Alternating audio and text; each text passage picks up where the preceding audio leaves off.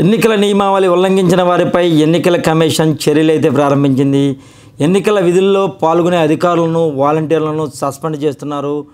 ఓటర్లను ప్రలోభపెట్టేందుకు ప్రయత్నించే వారిపై కఠిన చర్యలు తప్పవని అధికారులు హెచ్చరిస్తున్నా పంపకాలు మాత్రం ఆగటం లేదు. తాజాగా పల్నాడు జిల్లా సత్తెనపల్లిలో భారీగా నిల్వహించిన చీరలను అధికారులు స్వాధీనం చేసుకున్నారు. ఒక పారిశ్రామిక ఓడలో గొడవంలో చీరలను గుర్తించిన స్థానికులు అధికారులకు సమాచారం ఇవ్వడంతో వారు వాటిని స్వాధీనపరుచుకున్నారు. చీరల బాక్సులపై సాక్షాత్తు ముఖ్యమంత్రి జగన్ బొమ్మ ముద్రించి ఉండడంతో అధికారులు అవాక్కయ్యారు. వాటిని ఓటర్లకు పంచేందుకే తీసుకువచ్చారని అభిప్రాయానికైతే అధికారులు వచ్చారు.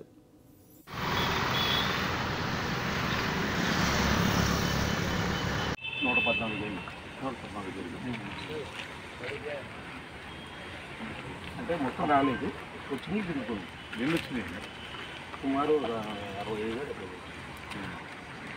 Commercial tax